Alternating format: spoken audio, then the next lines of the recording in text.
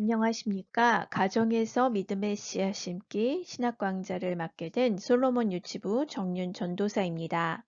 가정에서 믿음의 씨앗 심기는 영유아시기 우리 아이들에게 가정에서 어떻게 하면 신앙으로 양육할 수 있는지를 생각해 보고 또한 실천해 보는 그러한 과정으로 이루어지겠습니다. 먼저 이론적인 강의와 실천적인 강의로 나누어서 강의를 진행할 예정입니다. 이론적인 강의는 4강으로 진행이 될 텐데요. 첫 번째 강의는 성경적인 자녀 양육이란 무엇인지 살펴보도록 하고 두 번째 강의에서는 영유아의 발달과 신앙 교육이 어떻게 관계가 있으며 발달에 따라서 아이들의 신앙 교육을 가정에서 어떻게 해야 되는지 생각해 보도록 하겠습니다. 세 번째 강의는 요즘 모든 교육이 아동 중심 교육이 되어야 한다는 것을 강조하고 있는데 아동 중심이 아닌 하나님 중심의 교육이 어떻게 다른 것인지를 그리고 어떻게 이루어질 수 있는지를 생각해 보도록 하겠습니다. 4강은 하나님 중심 교육이 이루어지려면 우리 안에 먼저 기독교 세계관이 성경적인 가치관이 바르게 세워져야 합니다. 따라서 이러한 세계관이 무엇인지 이 세계관에 대해서 함께 생각해 보는 것으로 이론적인 강의를 4강으로 진행할 예정입니다. 성경적인 자녀 양육에 대해서 생각해 보려고 합니다. 먼저 그 첫 번째 강의로는 성경적인 부모됨이 무엇인지 고찰해 보려고 하는데요. 부모됨이라는 것이 얼마나 어려운지 현실적인 그러한 어려움들에 대해서 우리가 생각을 해보고 두 번째로는 부모 자녀 관계에서 갖게 되는 이러한 여러 가지 문제의 원인들이 무엇인지 우리가 살펴보고자 합니다. 그러한 문제의 원인들을 성경적 관점에서 어떻게 바라볼 것인지 마지막으로 살펴보면서 하나님의 관점으로 부모 자녀 관계를 맺을 수 있는 그리고 맺어야 하는 그러한 성경적인 부모 자녀 관계가 무엇인지 정리해 보도록 하겠습니다. 부모라면 누구나 좋은 부모가 되고자 하지만 정말 좋은 부모가 되는 것은 너무나 어렵지요. 이러한 어려움에 대해서 우리가 함께 생각해 보도록 하겠습니다. 우리는 언제 어떻게 부모가 될까요? 보통 생물학적으로 아이를 생산할 수 있는 시기가 되면 아이를 낳게 되면 부모가 된다라고 생각을 합니다. 그리고 아이를 낳으면 부모의 위치로 인정하여 주고 아버지 그리고 어머니의 위치를 갖게 된다라고 여기지요. 이렇게 부모 역할을 하는 시기는 아이를 낳고 나서라고 생각을 보통 하지만 우리가 부모됨을 배우는 시기는 사실 우리가 태어나면서부터 우리의 부모로부터 배운 부모의 역할을 통해 이미 모델링으로 어떤 부모라는 것이 어떠한 것인지 부모됨이 무엇인지를 그러한 소양이나 기술을 태어나면서부터 배우기 시작하는 것입니다. 그래서 따로 우리는 사실 부모 역할을 배우지 않고 우리 부모로부터 받은 우리가 양육받아온 그러한 것을 기준으로 해서 우리의 자녀를 양육하는 또 부모 역할을 부모됨을 또 하게 되어지지요. 그러나 현대로 오면서 이러한 부모됨에 있어서 이것이 이제는 그냥 각각 개인들이 가지고 있는 기준이나 생각에 따라서 이루어져야 되는 것이 아니라 전문적인 준비와 자격이 필요하다고 여겨지고 있습니다. 좋은 부모가 된다는 것은 너무나 어렵습니다. 이러한 이유는 부모 역할이 명확하게 정의되어지지 않는 것이기 때문에 더욱 그러합니다. 모호하고 언제부터 언제까지 해야 하는지, 어디까지 내가 해야 하는지, 그러한 것들을 명확하게 정의 내릴 수가 없기 때문에 부모의 역할은 너무나 방대하고 또한 무겁지요. 또한 부모의 실수는 아이들의 그 시기를 다시 되돌이킬 수 없기 때문에 너무나 중요한 시기에 부모가 실수를 했다면 그것은 아이에게 그대로 영향을 미치게 되지요. 그렇기 때문에 실수도 다시 되돌이킬 수 있는 방법은 없는 것입니다. 또한 힘들다고 내가 잘 못하겠다고 이러한 마음이 든다 할지라도 중간에 그만둘 수가 없지요. 이혼이나 건강상의 문제나 아동 학대들이나 이러한 문제들이 아닌 이상 부모의 역할이 어렵다고 해서 중간에 쉬거나 그만둘 수 있는 일이 아닙니다. 또한 현대사회로 오면서 부모의 권위는 없어지고 의무만이 더욱더 강조되고 있으며 대가족에서 이제 핵가족화가 되면서 함께 양육해 주거나 또한 모델이 되어주는 조부모의 역할 또한 매우 축소되게 되어 버렸기 때문에 이러한 부모들의 역할이 더욱더 어렵게만 느껴지는 것이 사실입니다. 그리고 사회적인 기대가 부모보다 자녀를 더욱더 나은 존재로 이제 키워내야 하는 것이라고 생각하기 때문에 그러한 주변의 기대감들이 부모의 어깨를 더욱더 무겁게 하는 것입니다. 부모는 자녀에 대한 총 책임을 져야 하고 자녀마다 한 자녀가 아닌 두 자녀, 세 자녀 그 이상의 자녀라면 그 자녀마다 그 독특함들을 다 인정해 주어야 하며 그 독특함에 따라서 또 다른 역할들을 해야 하기 때문에 더 어렵지요.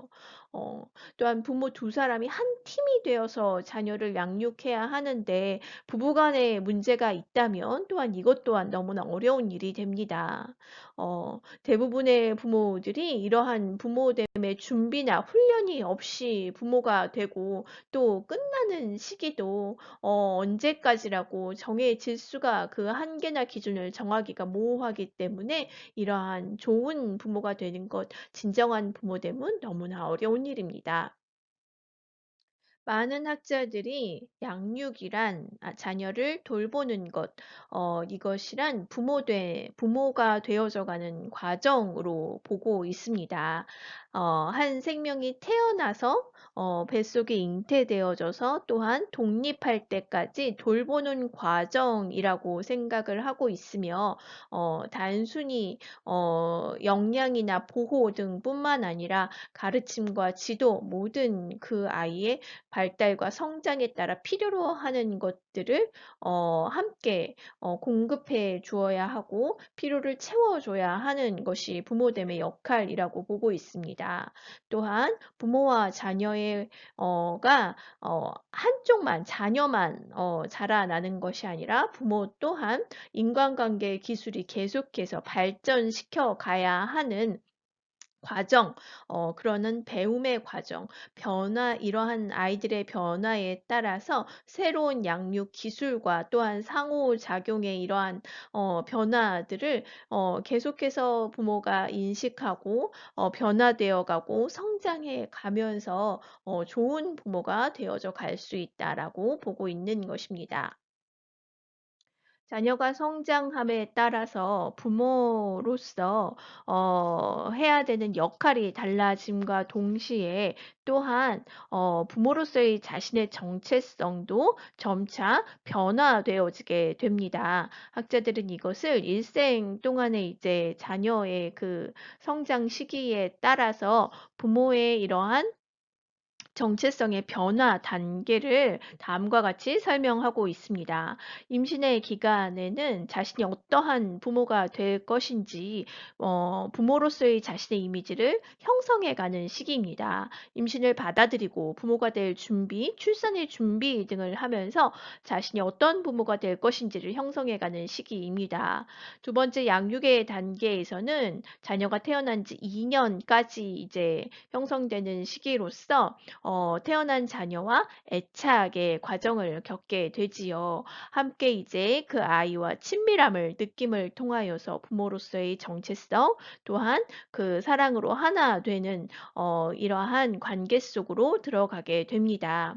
세 번째는 이제 자녀에게 부모로서의 권위를 형성하게 되는 시기인데요. 잘못된 것과 바른 것, 이러한 한계들을 설정하여 주고 자율과 책임성 정체성의 양면성을 아이들에게 주어주면서 부모로서 자신이 권위를 가지고 아이들을 통제하고 또한 그러한 책임을 부과해야 하는 그러한 관계로 그러한 정체성으로 나아가게 되는 것입니다.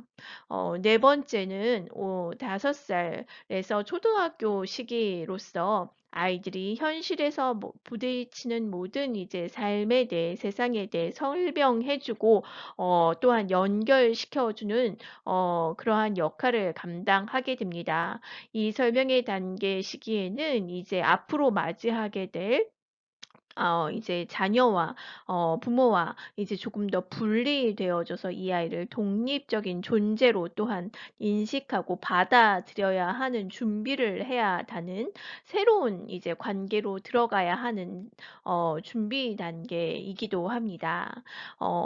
다섯 번째는 상호 의존 단계로서 아이들이 이제 부모와 독립되어져서 자신의 행동과 감정이 이제 사춘기를 맞아 급격하게 변화하게 되어지고 그러한 독립심이 아이들에게 생기면서 정체성을 형성하려고 하면서 부모에게 이제 이러한 부모의 권위에 대해서 그 자신의 독립성을 정체성을 계속 드러내려고 하기 때문에 부딪히게 되는 상황들을 부모는 놀랍고 또 충격을 받게 되는 시기이기도 하지요. 이러한 자녀의 정체성을 수용해 줌을 통하여서 또한 다시 새로운 결속으로 이전과는 다른 또 결속으로 나아갈 수 있도록 이 아이를 독립된 개체로 인정함을 통해 또한 새로운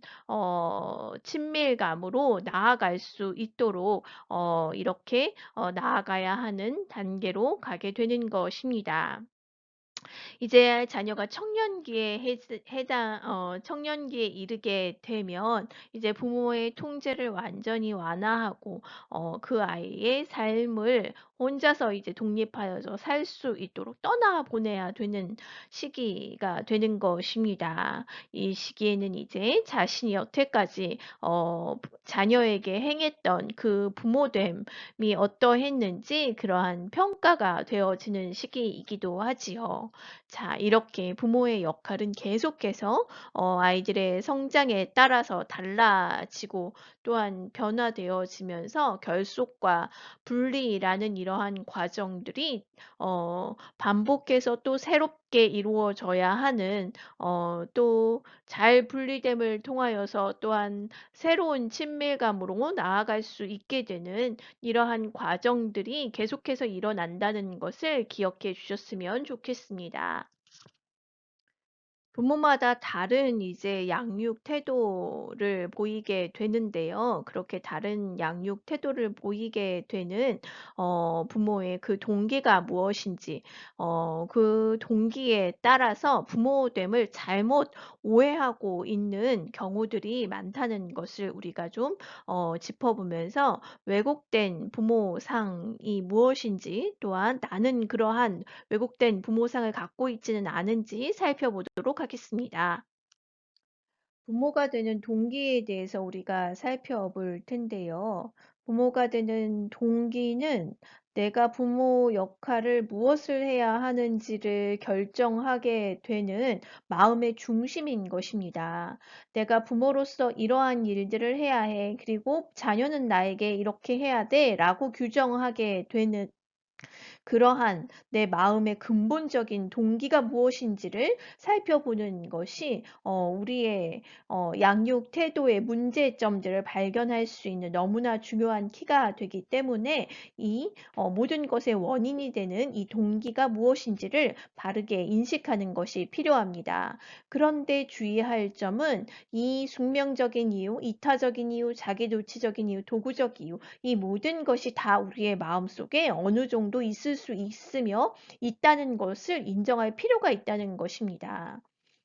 나는 오로지 숙명적인 이유로만 우리 자녀를 바라보고 부모됨을 나는 생각하고 있다라고는 그 누구도 할 수 없다는 것을 기억해 주셨으면 좋겠습니다.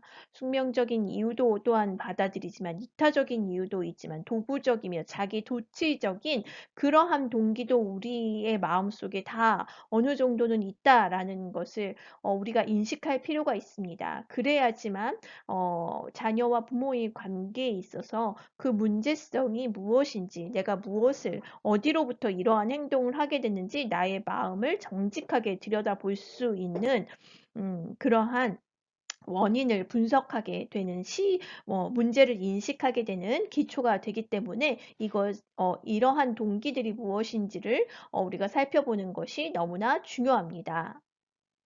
먼저 숙명적인 이유는 도덕적이나 종교적인 입장에서 하나님께서 나를 통해서 하나님의 나라를 이루어갈 그리고 사회에 공헌할 한 이제 생명을 나에게 맡기셨다라고 이제 생각하는 것입니다. 두 번째로 이타적인 이유는 자녀를 위한 그러한 삶을 선택하는 것이지요.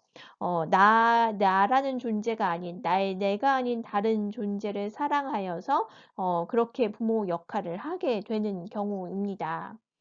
세 번째 자기 도취적인 이유는 성인의 지위 또한 가장으로서의 지위 이러한 것들 내가 성인이 되었다라는 것을 이제 다른 사람으로부터 인정받기 위한 그리고 가장이 되었기 때문에 남자로서 그리고 가장으로서 그러한 권위를 과시하고 또 행사하려고 하는 그러한 이유에서 부모 역할을 하게 되는 경우도 있지요.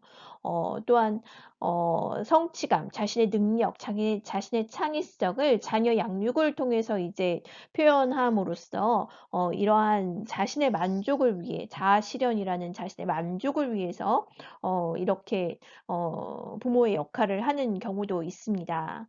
또한 정서적인 안정감, 또한 아이를 키우면서 느끼는 그러한 기쁨, 자극, 이러한 자신의 즐거움을 위해 감정적인 즐거움을 위해서 어 자녀를 바라보고 부모 역할을 하는 경우도 있지요. 그렇게 부모를 인식하는 경우도 있습니다. 또한 자녀를 자신의 삶의 확장의 의미로서 바라보고 내가 이루지 못한 것을 이제 이 자녀가 이루어 주기를 바라는 그러한 의미로 이제 받아들이기도 하고 그렇게 생각하기도 하고 또한 자신의 삶이 자녀를 통해서 그래서 이제 계속 확장되어져 갈 수 있다라고 여길 수도 있지요.